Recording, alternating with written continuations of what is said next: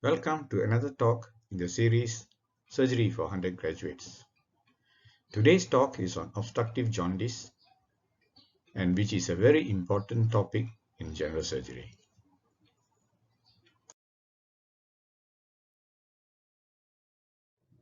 What is obstructive jaundice? Obstructive jaundice is a condition in which there is blockage of the flow of bile out of the liver. This results in redirection or reflux of the excess bile and its products into the blood, and the bile excretion from the body is incomplete. Jaundice is a yellow coloration of the skin, mucous membrane or eyes. The yellow coloring comes from the bilirubin, a product of the breakdown of the RBC in the blood. Therefore, obstruction of the bile ducts leads to accumulation of the bile, especially in the liver, which therefore refluxes into the blood and is carried to the rest of the body, where the staining of the tissues occurs.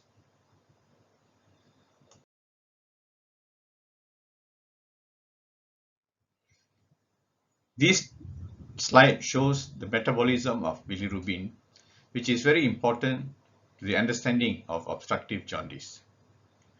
Bile is formed in the blood by the hemolysis of the RBC. The bile that is formed is in the unconjugated form. This is then taken up by the liver, where the liver cells conjugate the bile and thus forms conjugated bilirubin. This conjugated bilirubin is secreted by the liver into the intestines through the biliary ducts. And in the intestine, the conjugated bilirubin is acted on by bacteria to produce thecobilinogen, which is excreted in the feces, and urobilinogen, which undergoes an enterohepatic circulation and is then excreted by the kidney in the urine as urobilinogen. In obstructive jaundice, the bile ducts that drain the bile from the liver to the intestines are blocked. As a result, there is accumulation of conjugated bile in the liver, which increases its pressure in the biliary system. As a result of this, there is reflux of the conjugated bile back into the bloodstream, which then carries the conjugated bilirubin to the whole body, where some of the tissues in the body, or in fact all the tissues in the body, are stained yellow, which is called jaundice. So in obstructive jaundice, there is yellowness of the skin and sclera. There is increased conjugated bilirubin in the urine, which is called bilirubinuria, and the stools are pale in color due to the absence of thecobilinogen, and these are known as acolic species.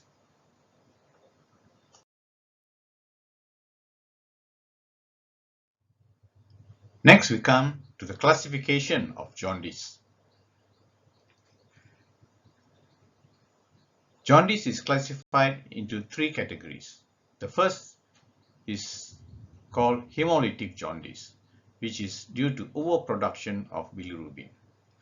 There is excessive of hemolysis of the RBC in the blood, which results in increased unconjugated bilirubin in the serum. The second category is called hepatic jaundice. It is where there is impaired liver function, where the hepatocellular dysfunction in the liver is unable to handle the bilirubin uptake, metabolism, and excretion of bilirubin. So in this type of jaundice, both types of bilirubin, conjugated as well as unconjugated, are elevated. In the third category is called obstructive or surgical jaundice.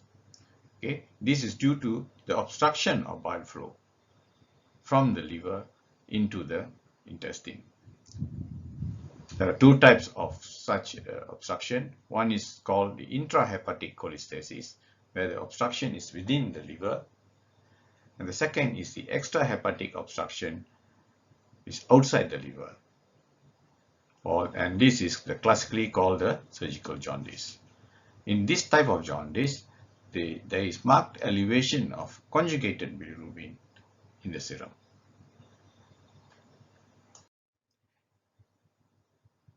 Next, we come to the causes of obstructive jaundice. These can be classified under three categories. First, intramural or intraluminal causes, that is within the bile ducts. The most common is choledocholithiasis, or the presence of gallstones, within the bile duct. This is the most common cause. Others will be foreign bodies, especially the presence of parasites, okay, which used to be a common cause. Presence of Ascaris lumbricoides used to be a common cause of obstruction of the bile duct in children, but nowadays it has become very much rarer. The second category is intramural causes, that means from the wall of the bile ducts, and among them will be the benign and malignant strictures. Okay, benign strictures are more common, usually due to the passage of stones, previous history of gallstones, due to iatrogenic causes such as ESCP procedures, which is becoming increasingly common these days, and sclerosing cholangitis, which is a congenital condition. The malignant strictures will be cholangiocarcinoma, which is a rare cancer but is a common cause for strictures in the malignant category. The third group of causes will be the extrinsic causes coming from outside the bile ducts. This is usually due to pressure from outside, such as carcinoma head of the pancreas, periampullary carcinomas, and important lymph nodes, especially in the portal and hilar lymph nodes, which can cause pressure on the bile duct and cause jaundice. The other important cause is accidental injury or ligation of the bile ducts during surgery. Okay, this diagram here simplifies the causes of the various causes that can result in obstructive jaundice.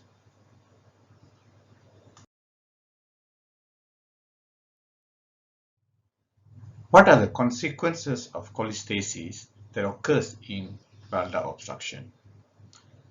First, secondary liver damage. The bile acid induces hepatocyte injury, and this in the long term can cause secondary biliary cirrhosis. Secondly, failure of substances secreted in bile to reach the intestine. There's bile acid deficiency in the gut, and therefore fat malabsorption, especially fat soluble vitamins, are not absorbed. And of course, the third consequence is severe obstructive jaundice.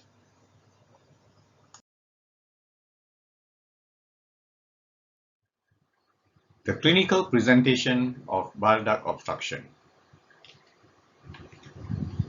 Although the symptoms and signs may vary from case to case according to the cause of the obstruction, in general, the symptoms are abdominal pain, typically at the right upper quadrant, jaundice, which is usually gross, and fever, characterized by chills and rigors. These three features collectively will be known as the Charcot's triad, which is a common occurrence in patients with ascending cholangitis, which is a complication of bile duct obstruction. The other features are dark colored urine, pale stools, easy bleeding or bruising, generalized itchiness of the skin or pruritus, loss of appetite, and general feeling of sickness, malaise, or lethargy.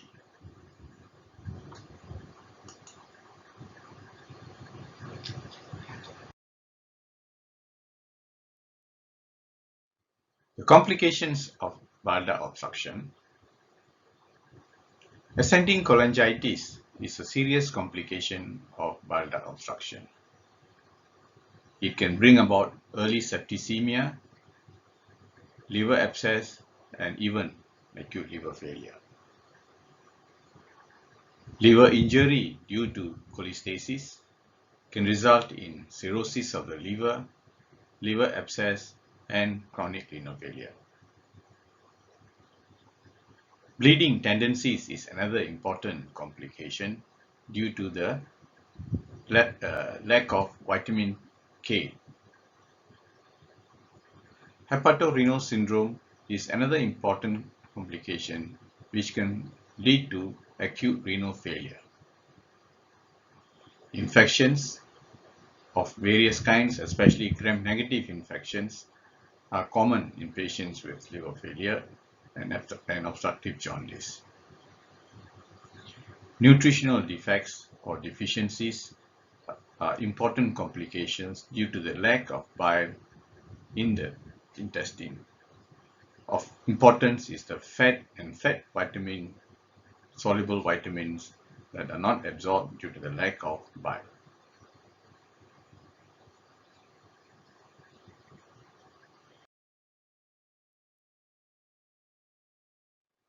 Clinical presentation of obstructive jaundice consists of jaundice, dark urine, pale stool, pruritus, right upper quadrant pain, nausea and vomiting, fever, classically with chills and rigors. Sometimes the Charcot triad may present full scale or just one or two of the symptoms presenting. Skin xanthomas, symptoms related to intestinal malabsorption and nutrition deficiency of fat-soluble vitamins. So these are the summary of the common signs and symptoms of obstructive jaundice. Okay, now a bit of information on choledocholithiasis and cholangitis, which are common complications of bile duct obstruction, especially due to gallstone. These are due to common bile duct obstruction, usually due to stones. Stones generally are formed in the gallbladder, and then they migrate down to the common bile duct. Stones can form in the ducts itself, which are usually pigment stones, and these are known as primary bile duct stones.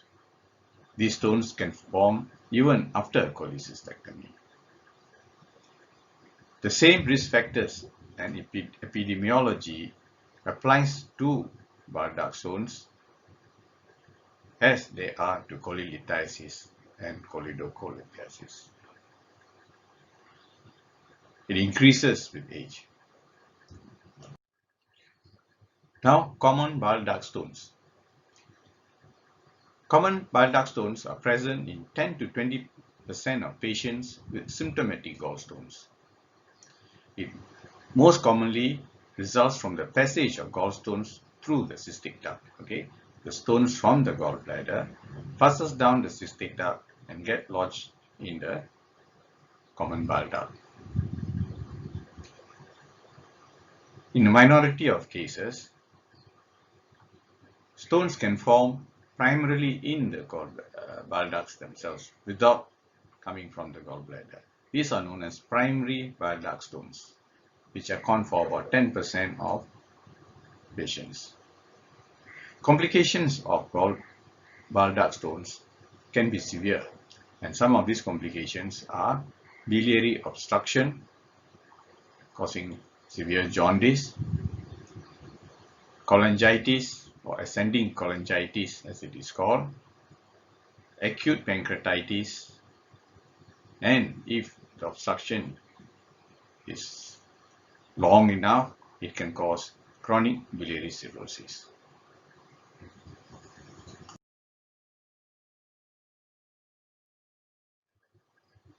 Mirizzi syndrome. This is defined as common hepatic duct obstruction caused by extrinsic compression from an impacted stone in the cystic duct or infundibulum of the gallbladder.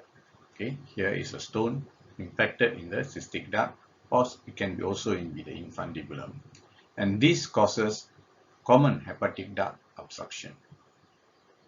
Okay, this is due to the chronic infection, fibrosis, and also edema that causes pressure onto the common hepatic duct and causes obstruction. Thereby, the bile ducts proximal to it becomes dilated, with the bile becoming stasis and predisposes to obstructive jaundice and infection.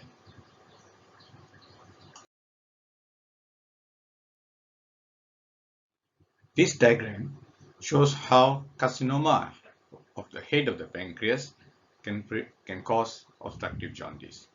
Okay, this is the pancreas, and this is the head of the pancreas where the tumor is located. Good.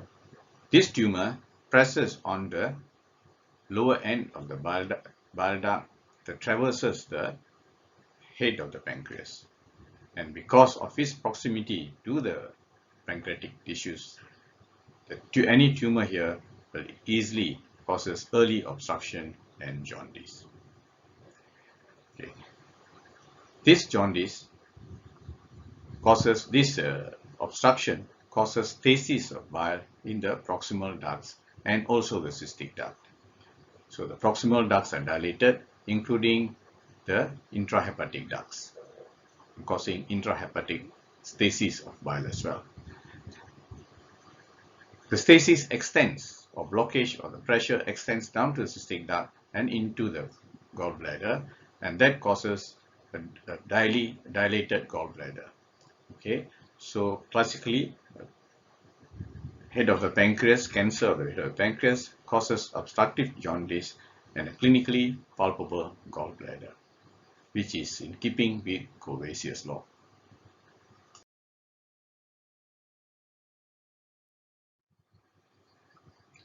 So a word about carcinoma of the head of the pancreas.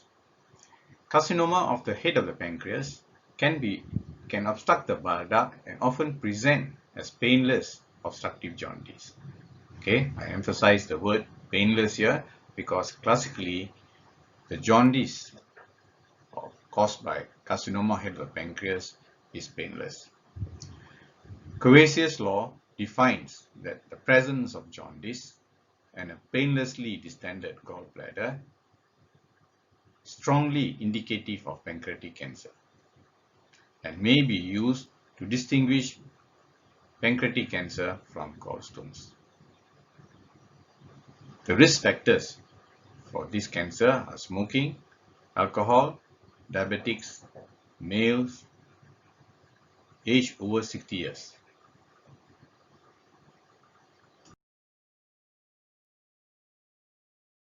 This is a CT scan image demonstrating significant bile duct obstruction in a patient with CA head of pancreas. Okay, the radio opaque mass here and a radiolucent central region. This radiolucent area is the bile duct, which is distended, surrounded by pancreatic cancer tissue in the head of the pancreas. The other significant change here is a very grossly distended gallbladder. Gallbladder of this distension will most probably be palpable clinically as well.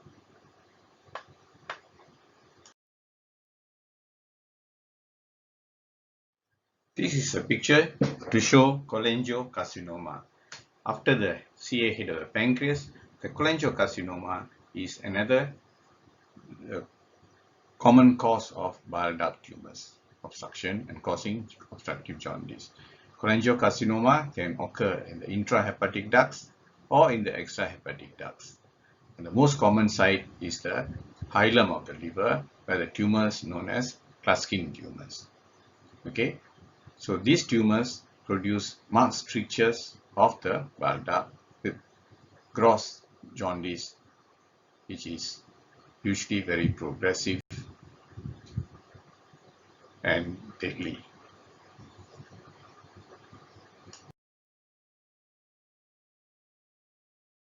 This is another CT scan on the left side here. It shows a mass here, mass lesion, radio-opaque mass lesion, which corresponds to the head of the pancreas. So it's carcinoma head of the pancreas, okay, which causes obstruction of the common bile duct, which has become very grossly distended. So is the gallbladder, which is also grossly distended. Okay, this is a picture which confirms mass of the head of the neck of the pancreas causing obstructive jaundice. In this X-ray, which is a ERCP film, it shows intramural lesion, okay, intramural lesion rising from the common bile duct, and this is a case of cholangiocarcinoma, where the dye is injected and then there is marked narrowing, irregular narrowing, filling defect. So this is a cholangiocarcinoma of the lower CBD. Here you can see the proximal CBD is very markedly dilated, which is due to the obstruction.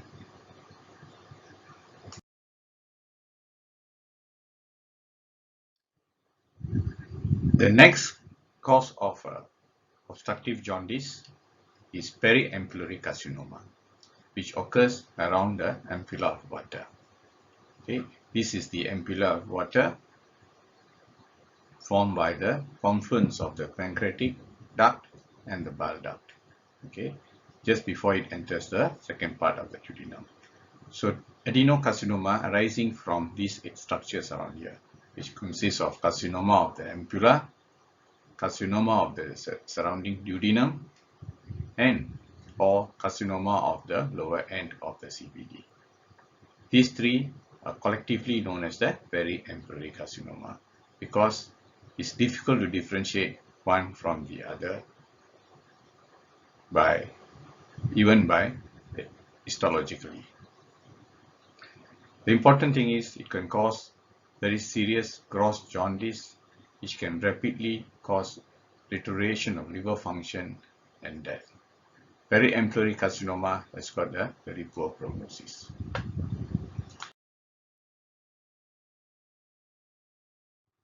Next, we come to the investigations for obstructive jaundice. This basically includes blood tests, ultrasound scan, CT scan, ERCP, and MRCP.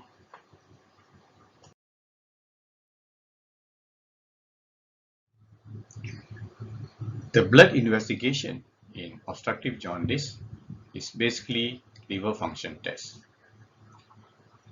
Serum conjugated bilirubin is markedly elevated in obstructive jaundice. In fact, the direct bilirubin is usually more than 50% of the total bilirubin, and this suggests post-hepatic rather than a hepatic obstruction. The alkaline phosphatase, the enzyme from the liver that is excreted into the jejunum, is blocked. As such, its level in serum becomes markedly elevated. The liver transaminases are usually normal or slight to moderately elevated. Fecal urobilinogen is decreased in incomplete obstruction and absent in complete obstruction, leading to pale stools. The urobilinogen in urine is absent in complete obstructive jaundice, with increased conjugated bilirubin in the urine. and this is known as bilirubinuria.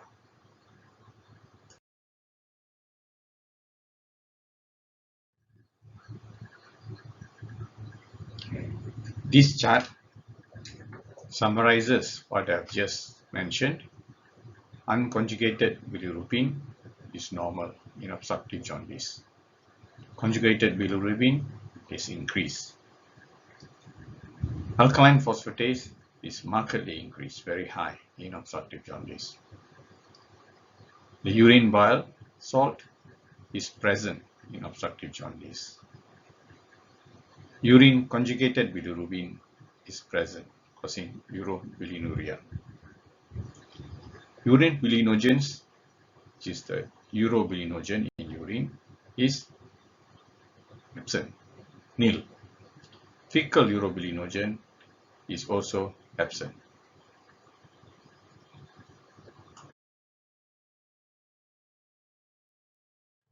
Okay, this is an ultrasound scan picture of a patient with obstructive jaundice.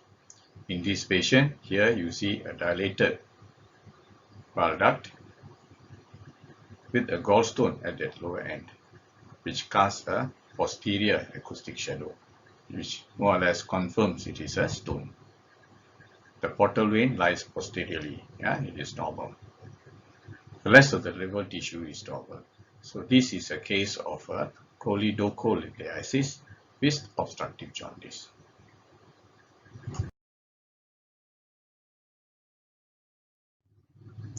Endoscopic ultrasound, or EUS, is very useful for patients with obstructive jaundice.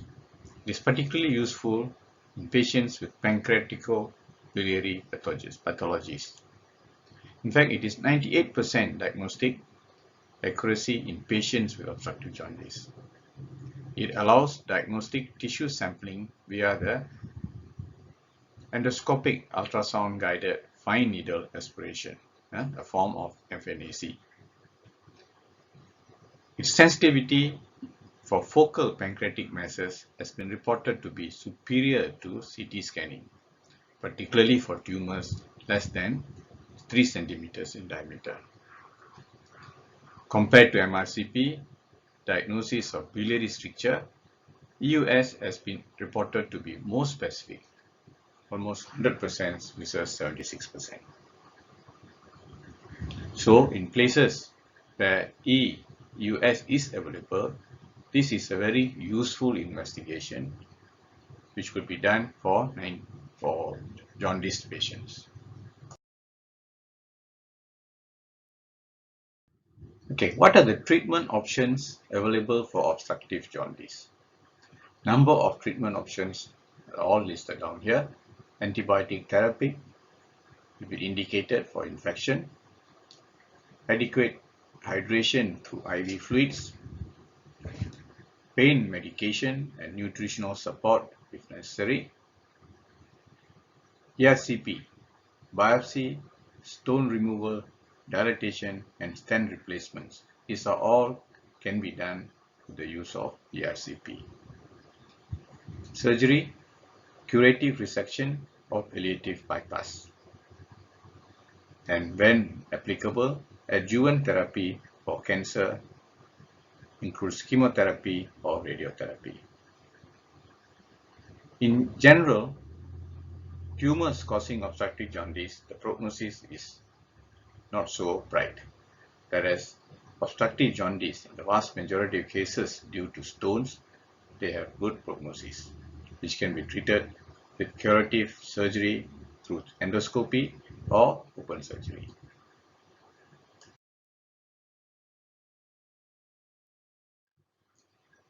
Surgery in obstructive jaundice can be classified as curative surgery or palliative surgery.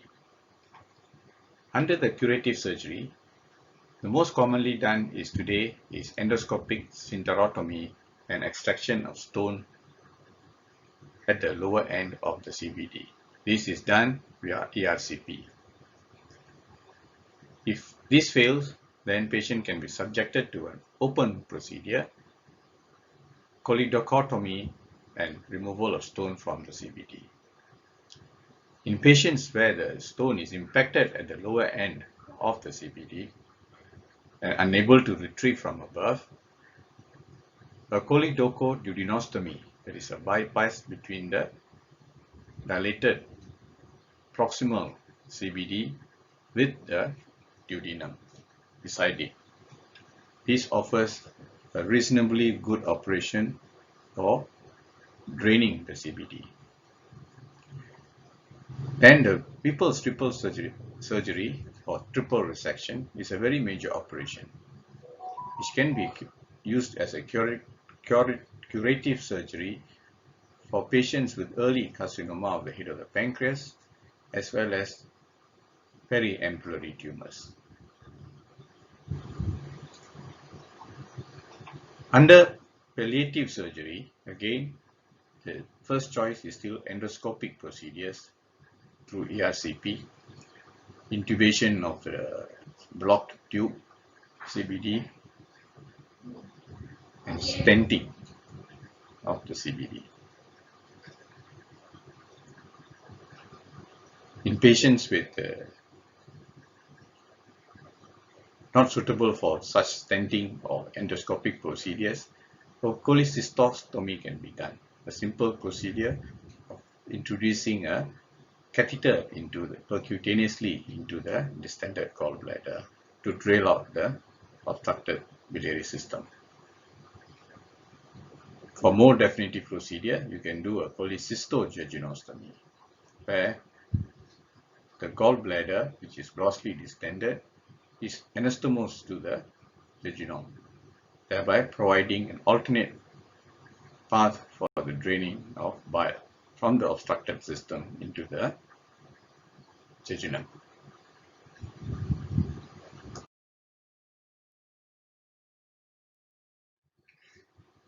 Okay, this picture shows you the technique of ERCP sphincterotomy and stone extraction.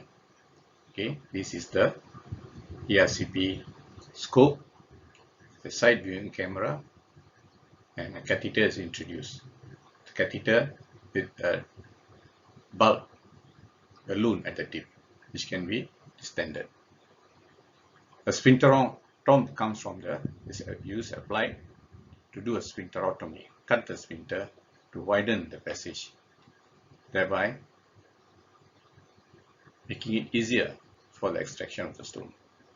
So as the catheter is withdrawn, the balloon from here will pull the stone together and bring it out into the duodenum. That is known as a ERCP sphincterotomy and stone extraction.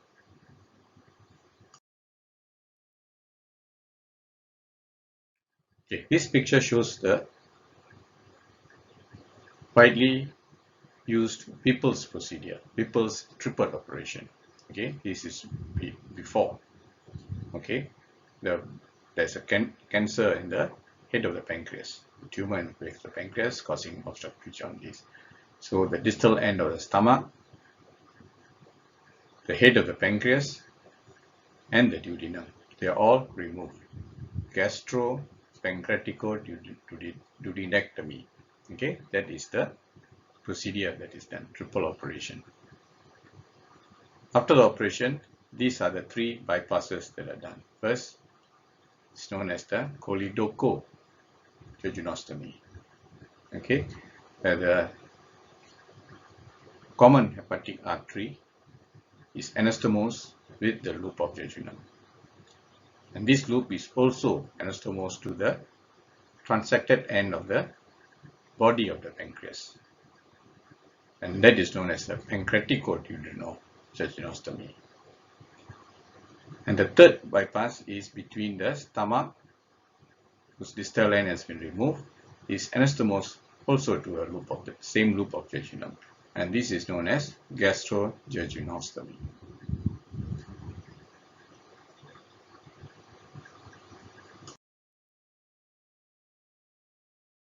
This is a clearer diagrammatic representation of the Whipple's operation. Okay, here the first bypass known as choledochoduodenostomy.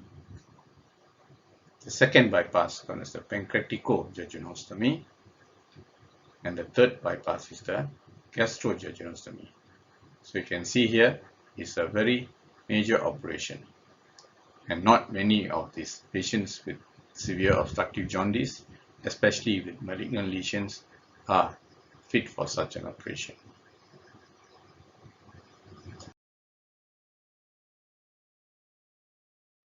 For patients who are not fit for Whipple's operation, a lesser palliative procedure can be done to decompress the dilated and distended biliary system here, okay, including the liver. The gallbladder very grossly distended. So I said a tube can be placed, indwelling catheter can be placed into the percutaneously into the gallbladder to drain the bile out. Thereby, it decompresses the whole system and the jaundice will reduce. A better procedure is to join the distended gallbladder to the adjacent duodenum here. Okay, that is known as the cholecystoduodenostomy. But a better procedure for long-term symptom-free is joining the distended gallbladder to the side of the loop of the jejunum.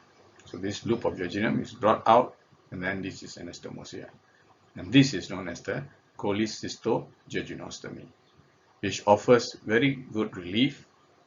Procedure is a minor procedure which can be done laparoscopically or open method, and is very rapidly decompresses the biliary system and patient feels better.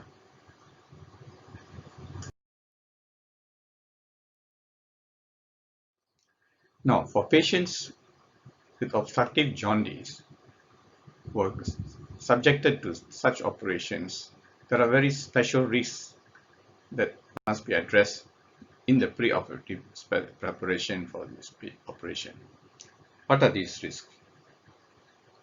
Usually these patients are in poor nutritional status because of the severe malabsorption and steatorrhea due to the lack of bile. So they have to be given some form of enteral or parenteral nutrition before they go for the surgery. Due to vitamin K deficiency, the patient will have some form of coagulative problem, okay, coagulopathy, and this has to be addressed, must be treated. Otherwise, you will have troublesome or serious intra-op or post-op bleeding. This can be done by preoperative vitamin K injections. Jaundice patients, especially obstructive jaundice patients, are prone to infection, and they must be covered with adequate antibiotics, especially to prevent gram-negative septicemia, which is quite deadly in these patients. Wound healing is a problem too in these patients with severe obstructive jaundice, and their reduced liver function tests, especially albumin, will be a cause of wound infection and wound breakdown after the surgery, especially open laparotomies. So to avoid this, the patient should be given adequate transfusion of human albumin or fresh plasma prior to surgery. Hydration is another problem with patients with deep jaundice.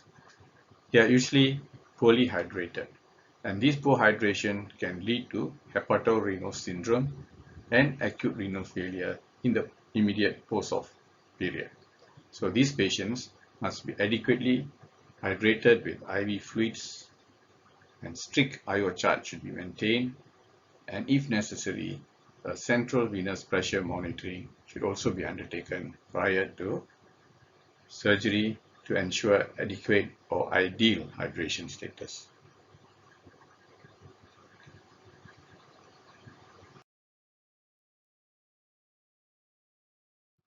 Finally, this is the flowchart which summarizes the treatment of obstructive jaundice. Okay, patient comes with obstructive jaundice, which has been confirmed with blood tests, especially elevated conjugated bilirubin. Ultrasound of the common bile duct should be done, including the gallbladder. In fact, ultrasound of the gallbladder and biliary tract must be done. If the CBD is dilated and gallstones are present in the CBD, then an ERCP plus sphincterotomy and stone extraction should be done, followed, if the conditions permit, for a leg cholecystectomy laparoscopically. If the CBD is dilated but no stones are seen, then you have to look for other causes of the CBD dilatation, which will need an ERCP or an MRCP and even a CT scan. This is mainly to rule out periampullary neoplasms, cholangiocarcinomas, or other forms of tumors.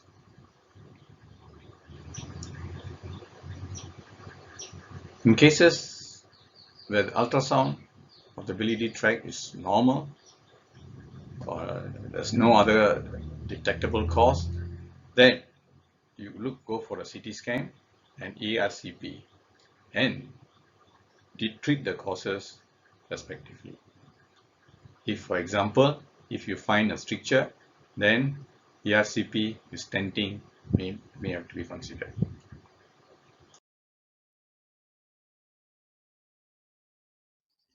I hope my short talk on obstructive jaundice will help you to enhance your understanding of the topic better. For more of my such videos, please visit this link as shown in this page. Till I see you again in another of my series, thank you.